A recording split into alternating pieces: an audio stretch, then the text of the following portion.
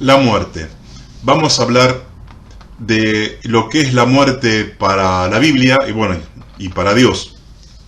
La muerte es un tema impopular, pero debemos abordarlo porque tarde o temprano a todos nos toca pasar por esta experiencia. Dice en Hebreos 2:15 que todos tenemos miedo a la muerte. Algunos lo niegan, algunos lo disimulan, pero la muerte se nos representa como lo peor, como algo trágico, lleno de misterio y que causa mucha angustia. La muerte es un punto de no retorno. La gente hace lo imposible para tener la eterna juventud, para conseguir la inmortalidad, pero no se puede. Hay personas que han hecho una vida sana, se han alimentado sanamente, hicieron los ejercicios adecuados, sin embargo hoy están enterrados en el cementerio. Es bueno tener una vida sana, tal vez nos promete una vejez digna, o podemos prolongar algunos días, algunos años a nuestra vida, pero nadie se salva de la muerte. Nacemos con fecha de vencimiento. Alguien dijo que la vida del hombre es una paradoja, porque nacer no pide, vivir no sabe y morir no quiere. Según la Biblia, la muerte es como consecuencia del pecado. Dios nos hizo para que podamos verlo a Él, disfrutar a Él, para que disfrutemos de su grandeza, de su hermosura y de su gloria. Como todos pecamos y nos rebelamos, esto es imposible. Entonces se introduce la muerte como una consecuencia de habernos rebelado contra Dios. Entonces la muerte en realidad es algo extraño a nosotros.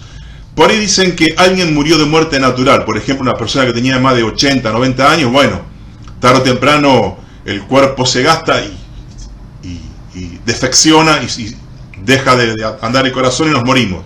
Pero la muerte natural, en realidad, según el concepto bíblico, no es correcto. Porque la muerte no es natural. Dios no nos hizo naturalmente para morir, sino para vivir. Si la muerte fuese natural, ¿por qué lloramos a nuestros seres queridos que se nos mueren? ¿Por qué los recordamos? Si la muerte es natural, ¿por qué tanta angustia, llanto y duelo produce? Porque no es natural.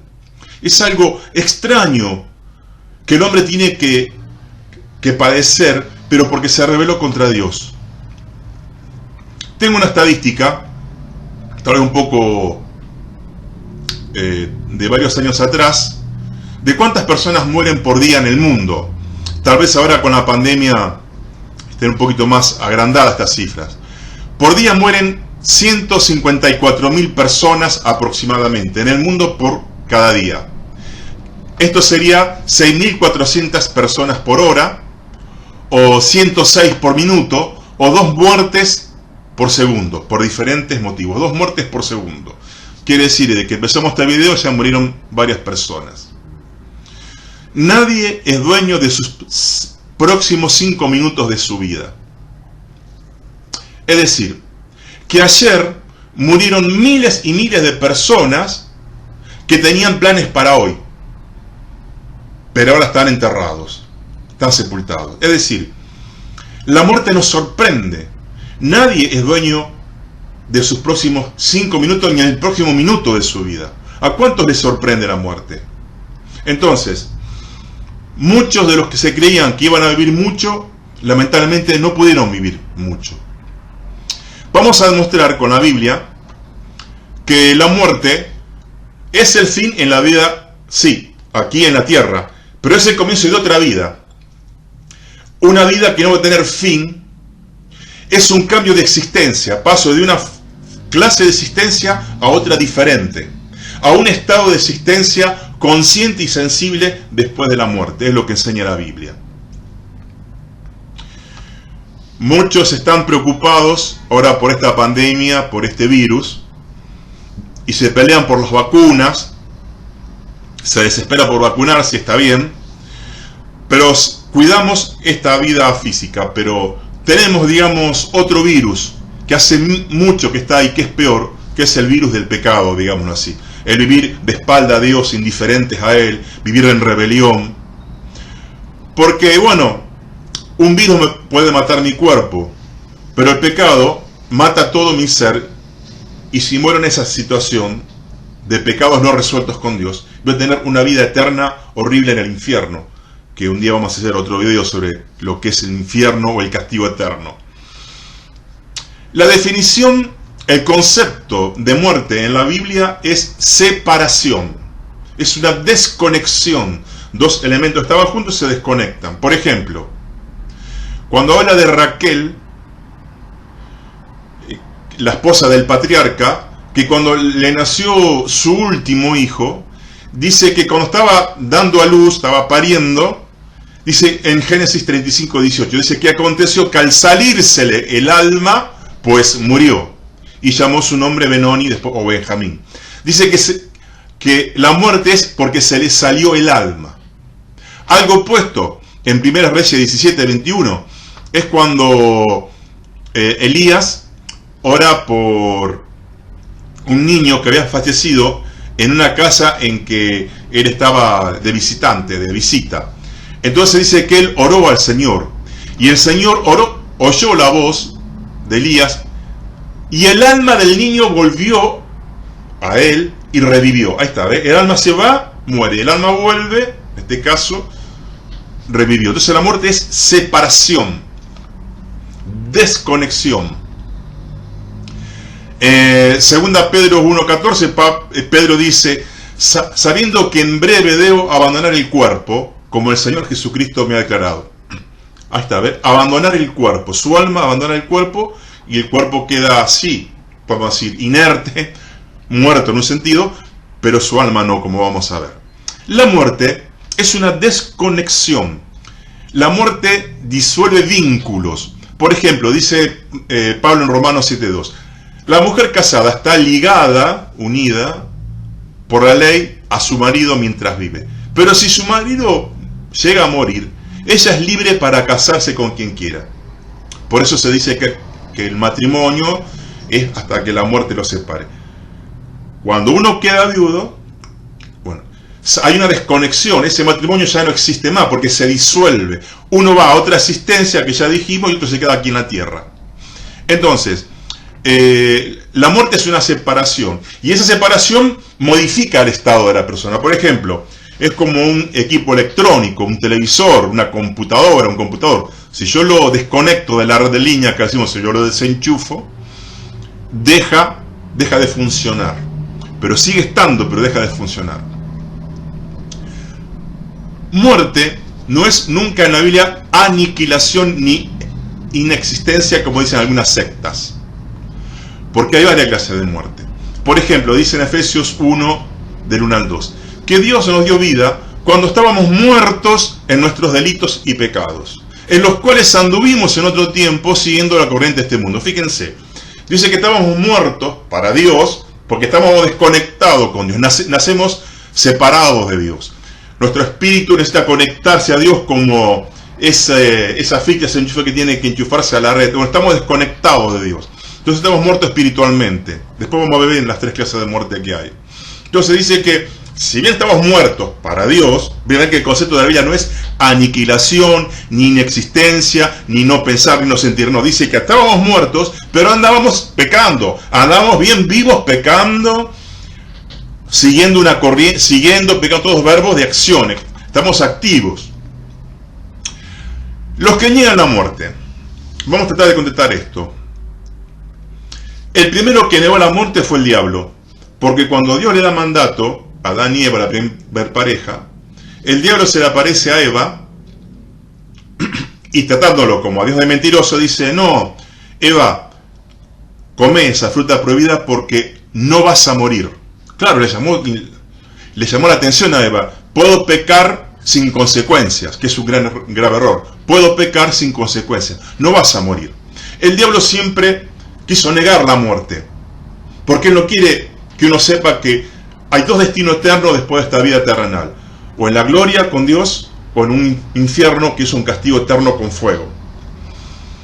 El hinduismo, que es una de las religiones más viejas, tiene más, creo que más vieja que Israel, debe tener 3.500 años, un poco más, ideó la teoría de la reencarnación, Entonces hay una forma de negar la muerte, porque yo muero, pero reencarno en otra persona y tengo otra historia, y después vuelvo a morir, estoy no sé en qué lugar, en qué limbo, en qué lugar estoy, de repente reencarno. Entonces en el fondo hay innumerables reencarnaciones y nunca uno termina de morir. El diablo siempre niega.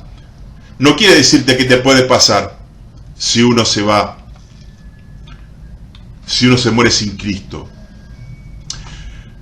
En Hebreos 9:27 contradice la teoría de la reencarnación, porque dice que está establecido para los hombres que mueran una sola vez después del juicio. Vos te morís y vas a tener que estar frente a Dios. Este viaje sí o sí lo vamos a hacer. Tal vez yo tenga proyecto de hacer cosas, tengo proyecto de viajar y no puedo viajar por mal tiempo, porque perdí la plata, lo que sea. Pero el viaje de la muerte sí o sí lo voy a hacer. Por eso, lo más paradójico en esta vida es que vamos a morir. Entonces, todos vamos a tener que estar ante Dios, el juez de los jueces, y vamos a tener que dar cuenta de nuestras vidas. La denominación adventista, como los testigos de Jehová, dicen que el alma no es eterna y que cuando uno muere está inconsciente. Bueno, vamos a desmentirlo esto. Y niegan los dos. Estas dos religiones niegan que haya un castigo eterno de fuego como es el infierno, como se dice la Biblia. Por ejemplo, los adventistas citan Eclesiastés. Dice, pero los que viven saben que han de morir, pero los muertos nada saben, ni tienen más paga, porque su memoria es puesta en el olvido. Bueno, hay que ver que estas citas de Eclesiastés es un libro que todo lo de la primera gran parte Salomón habla como un hombre que no conoce a Dios e ignora a Dios y las realidades espirituales. Por eso la frase debajo del sol figura en este pequeño libro más de 10 veces. Entonces, hablando del punto de vista de un hombre que no conoce a Dios, bueno, por ahí tiene una mala vida, la muerte como una mejor, no sigo viviendo. Entonces, está dicho desde el punto de vista de un pagano, de alguien que no conoce a Dios. Ahora dice que nada saben, su memoria es puesta en el olvido. Ahora, nada saben, podemos interpretar de esta manera, nada saben de lo que ocurre en la tierra. ¿Por qué? Porque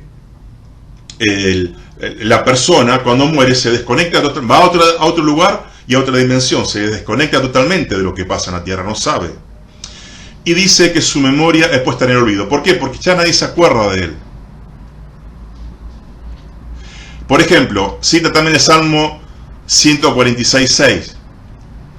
Dice, porque sale su aliento, ¿ves? Está diciendo que sale su aliento, el alma, salió, vuelve a la tierra, el cuerpo a la tierra, y en ese mismo día aparecen sus pensamientos.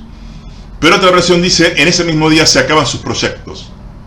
Porque todo lo que vos puedas hacer, lo puedes hacer acá. Después de la muerte, hay dos destinos eternos. Y tenemos que decir, después vamos a ver los versículos que sí dicen claramente que el hombre cuando muere, está en otra dimensión, pero más vivo, más consciente y más sensible, lo vamos a ver, porque hay que mirar todo lo que dice la Biblia sobre la muerte y no quedarnos con uno o dos textos del Antiguo Testamento, porque en el Nuevo Testamento hay mucha más luz que en el Nuevo Testamento. Entonces, ni Salomón tenía la luz que tenían los apóstoles de Jesús, por ejemplo, y Pablo, que se le reveló muchas cosas. Entonces, hay que interpretar al Antiguo Testamento a la luz del Nuevo Testamento, que tiene, valga la redundancia, más luz. Ahora, es tanto el temor y la angustia que produce la muerte, que la gente le ha dado culto a la muerte. Por ejemplo, en la escultura egipcia vemos que esas grandes pirámides eran mausoleos, eran tumbas gigantes para los faraones, para tratar de ciertos ritos, y los embalsamaban para significar su eternidad. Murió pero sigue estando. Y hacen ciertos ritos para asegurarse que este faraón sigue viviendo eternamente. Cosa que no es así. Tal vez cuando vamos a los que van al cementerio a llevar unas flores a sus seres queridos fallecidos, es una forma de negar la muerte, es una forma que pero está en nuestra imaginación, porque la persona ya no está allí y ya no podemos comunicarnos más con esa persona. Por eso la muerte es muy angustiante, por eso Hebreo dice los que están sujetos por el temor de la muerte. En algunas culturas la muerte es como un ser espectral, espectral. Por ejemplo, es un esqueleto con una túnica o un vestido como usan los sacerdotes negros, con una guadaña. Y salió el culto a la Santa Muerte, o Santa Muerte, que es muy común en los países sudamericanos. En algunos lugares, un país sudamericano, el Día de los Muertos, van al cementerio de noche y llevan comida, y alrededor de la tumba del difunto querido se reúnen su esposa o los hijos, quién, y están como de fiesta, como compartiendo ese momento de fiesta, y esa comida y esa bebida que comen ahí en el cementerio alrededor de la tumba, como compartiéndola con su ser querido, que ya no puede hacer esto, está lejos, está en un lugar que nadie puede llegar. Pero este culto a la muerte se ve que es muy viejo, porque en Isaías 28:15 dice: ustedes dicen, hemos hecho un pacto con la muerte, hemos hecho una alianza con el sepulcro. Cuando venga una calamidad abrumadora, no nos podrá alcanzar, porque hemos hecho de la mentira nuestro refugio y del engaño nuestro escondite. Ya había culto a la muerte, ya en tiempos de Isaías, que escribió unos 800 años antes de Jesús, ya estaba este culto a la muerte. ¿Por qué? Porque la gente hace culto a la muerte como le tiene miedo, hace culto como una forma de amigarse con la muerte para que la muerte no lo lleve. Pero todos, los que hicieron pacto con la muerte y los que no hicieron pacto con la muerte, se murieron. Los que cuidaron su cuerpo y los que no cuidaron su cuerpo también se murieron. Otro argumento que usan los adventistas y los testigos de Jehová es cuando Jesús habla del alma va a ser destruida. Dice Jesús en Mateo 10:28: y no teman a los que matan al cuerpo, mas el alma no pueden matar. Teman más bien a aquel que puede destruir el alma y el cuerpo en el infierno. Ahí está, dice destruir. El término destruir, ahora vamos a ver en el griego, no tiene el mismo significado que le damos ahora. Como decimos, un edificio está destruido, es porque no quedó ladrillo sobre ladrillo, quedó un polvo del edificio. La palabra destruir del griego es apoiumi, que significa pérdida del bienestar, ruina. No es desaparición, no es inexistencia, es llevar una vida fea, mala, indebida, dolorosa, incorrecta. Por ejemplo, el mismo término destruir, que Jesús dice, aquel que destruye el alma y el cuerpo en el infierno, se usa para los odres. Cuando Jesús dice que el odre se echó a perder, usa también apoiume, usa destruir. Y el odre está ahí, sigue estando agujereado, inservible, pero está arruinado. Es una vida entera pero arruinada, sufriente. Cuando se pierde la oveja, que habla en Lucas 15, Jesús la oveja perdida, también usa también el mismo término, apoiumi, es decir, la oveja está sufriendo porque lo puede agarrar lobo, está en un lugar que no tiene que estar, está en peligro, tal vez sufre, pero sigue intacta. Por ejemplo, cuando Jesús habla de la comida que se pudre, es Juan 6:47, del oro, bueno, de todas esas cosas, del oro, 1 Pedro 1:7, bueno, por ejemplo, Jesús dice en Juan 2:20-21, destruyan este cuerpo y en tercer día yo lo voy a levantar. Habla de su cuerpo. Ahora, el cuerpo de Jesús fue destruido. Según Jesús dijo que pasó eso. Pero ¿cómo fue destruido? No. El cuerpo quedó entero, ni siquiera se quebró ningún hueso de él. Quedó magullado, lastimado, horrible, pero estaba entero. Entonces ven que el término destruir, para nada en la Biblia, si usamos la regla de interpretación bíblica, la misma palabra es utilizada otras veces que se refiere a elementos que siguen enteros, siguen existiendo, pero malamente, de una pobre calidad de vida. Y bueno, la vida en el infierno es una vida horrible, sufriente, de una calidad de vida de la peor, pero la persona sigue intacta. Ahora vamos a ver cómo los muertos siguen conscientes. Por ejemplo, en 2 Corintios 5:8, dice Pablo que si yo muero, voy a estar presente con el Señor. Ahora, si yo estoy dormido, como dicen los adventistas, ¿cómo puedo estar presente dormido ante la presencia del Señor?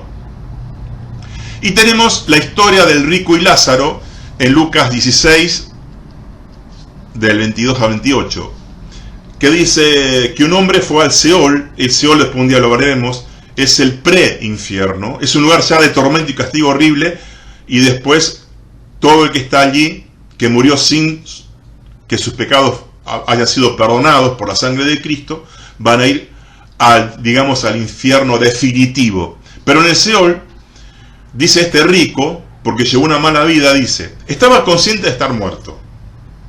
Poseía un cuerpo, ya que Jesús dice que alzó sus ojos y pidió que le mojasen su lengua al agua por la sed que tenía por el tormento de la llama. Entonces tenía ojos, tenía cuerpo, tenía ojos y tenía lengua.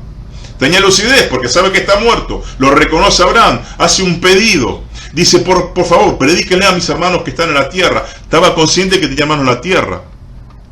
Pero lamentablemente su pedido de alivio no es satisfecho. Otro pasaje que dice que la muerte, uno está más vivo que nunca, está bien, en otra forma, o en otra dimensión, en otro lugar y en otro estado. En Apocalipsis 6, del 9 al 11, dice que cuando se abrió el quinto sello, vi bajo el altar las almas de los que habían sido muertos por causa de la palabra de Dios, y clamaban a gran voz diciendo, ¿hasta cuándo, Señor, santo y soberano, juzgas y vengan nuestras sangres de los que moran en la tierra? Y se le dieron vestiduras blancas y se les dijo que descansen todavía un poco. Entonces, acá dicen muchas cosas. Esto es Apocalipsis 6, del 9 al 11. Primero, él vio las almas. Las almas clamaban a Dios, estaban despiertas, sabían que estaban muertos. Dice, ¿hasta cuándo no vas a vengar a los que en la tierra nos mataron? ¿Por qué? Por ser fieles a vos. Eran herejes, mártires, habían muerto por su fe. Entonces, estaban conscientes porque habían muerto por el Señor, clamaban, tenían voz, y se le dieron vestiduras. ¿Por qué? Porque también tenían cuerpo. Ahora, hay tres clases de muerte. Primero, está la muerte espiritual. Dijimos algo al principio, en Efesios 2:12 dice que en aquel tiempo estaban sin Cristo, alejados de la ciudad de Israel, ajenos a la vida de Dios, etc. Porque dice en Efesios que estábamos muertos espiritualmente significaría, pero anduvimos haciendo pecados, siguiendo la corriente de este mundo. Después está la muerte física, bueno, la más palmaria, la que más conocemos. Algunos dicen, Dios le mintió a Adán y Eva, porque dijo, si comen van a morir. Vamos a ver una cosa.